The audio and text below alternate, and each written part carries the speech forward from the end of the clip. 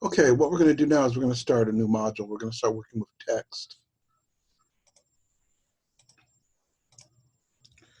So Illustrator's text capabilities are pretty powerful. Remember that the shapes in Illustrator are vectors, so I can create shapes with text and do some incredible things. What we're going to do first is we're going to look at different ways to deploy the text tool. So I'm going to grab my type tool and do a tear off. And we're going to go through a bunch of different exercises for text.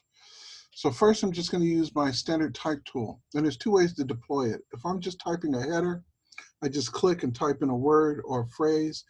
The other way is if I'm creating a paragraph, I click and drag and make a paragraph of text. So I'm going to grab that type tool. And first, I'm just going to create a header. I'm going to click on the screen, type in a phrase. And there I've got text on the screen. Now, I want to modify this text. So first, let's go through some of the simple capabilities of editing standard text. Let's make the text bigger. I can come up here and I can make it up to 72 points. Let's select the text by using select the type tool, drag over the text, and then I can change its size. And then I can type in any number I want as well. So up to 1,000 pixels, whatever I need. I'll set this to, right now it's at 200, I'll set it to 125. There we go, that's good size. Now, let's look at the fonts. So here's my text. My text is in an editable state. I can come up here and I can choose my font family. Now, one of the things that Illustrator has done, that Adobe has done, is they've made this font tool very useful in that I can look at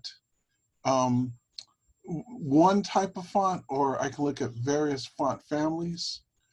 And when I mouse over the font, it shows me how the font looks on the screen. I can also make favorite fonts, and I can also go up to the cloud and download fonts. The way I like to use the type tool, I'll click out of here, is to select the text, go up to that font box, click into it, turn it blue, and then tap the up and down arrow keys to arrow key through all of my fonts. And I can get through my fonts pretty quickly like that, okay? Now, a lot of the fonts also have a emphasis like bold or italic or bold italic.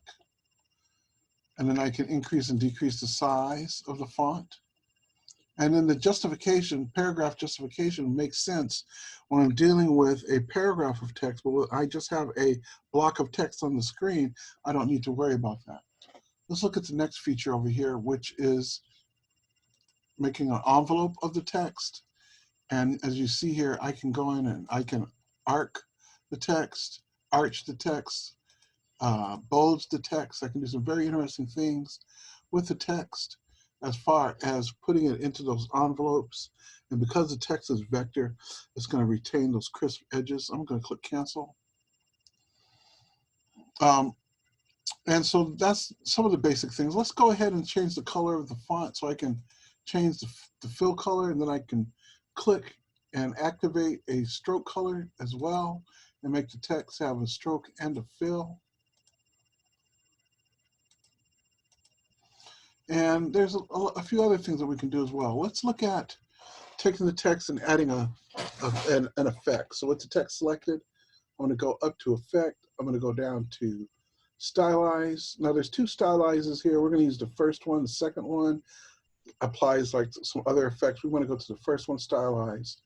And you'll see we have drop shadow, feather, inner glow, outer glow, round corner, scribble. I'm just going to add a drop shadow. I'm going to click, apply my drop shadow to my text. Now, I'm going to click cancel. And one of the things that's really helpful to this is to change the way that particular menu is reading. And if I go under edit and I go down to preferences and I go under units, and what I want to do is change the type, the stroke, and everything, the general, all to pixels. Click OK. And now I'll go back up to, with the text selected, effect, stylize, and drop shadow. And now I can measure the drop shadow in pixels. It's a little easier for me to follow. And I can adjust the blur. And I see a preview of the shadow, click OK. I've applied a shadow to the text. So I'm going to show you a new palette. the appearance palette. Let's go to Window, choose Appearance. And this appearance palette, what this does is it tracks all of the different appearances that apply to an object. Remember, everything in Illustrator is object-oriented. So I can turn that drop shadow on and off, and I can do other things with the appearance palette. If I decide, I could throw the drop shadow away or double-click, open the drop shadow up, and continue editing it. Okay. Now I'm going to take this text, and I'm going to undo the drop shadow. Let's take the drop shadow off. And I'm going to take the text and I'm going to copy it. So I'm going to make a copy of the text, black selection tool, hold down the Alt key, click and drag down, make a copy. Now the reason why I've copied this is I want to talk about rasterizing and vectorizing your text. So it's in a vector state. Right now it's in an editable state. So that means if I come in here, I can change what the words say. Okay. And the first thing I'm going to do is I'm going to select the text. I'm going to go up to Type, and we're going to look at Create Outlines. So when I click Create Outlines, you'll see I've taken this text, I've broken it apart. I click away. Now I can click on I have to deselect or ungroup it. Let's go to Object, choose Ungroup. Now I can select each individual letter with my selection tool and modify each individual letter. And of course, that leads us to be able to edit the individual nodes. If I select the shape, I can grab the individual nodes and begin to modify the individual nodes that make up these shapes.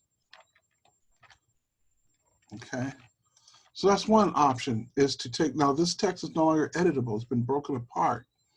So lots of times people will do stuff like that if they want to do something creative with the text. If they want to create a logo or stuff like that, they'll break the text apart so they can manipulate, edit the descenders and ascenders of the letter.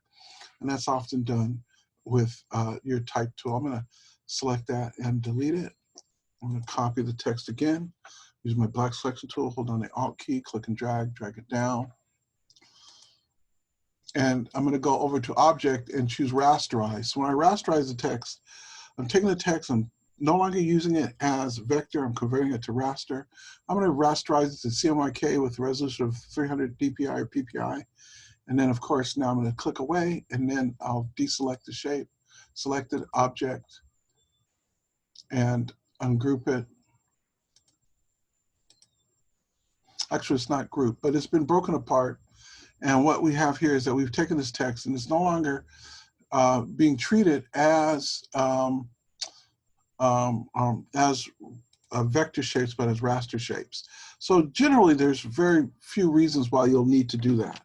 Most of the time, you'll either take the shape and edit it in its current state, or you'll take the text and you'll break it, create outlines. Now, what else can I do with this text? Well, there's a really cool feature up here under Effect, and that's 3D. So I can actually do an extrude and bevel. I'll click on the extrude and bevel, and that's really fun.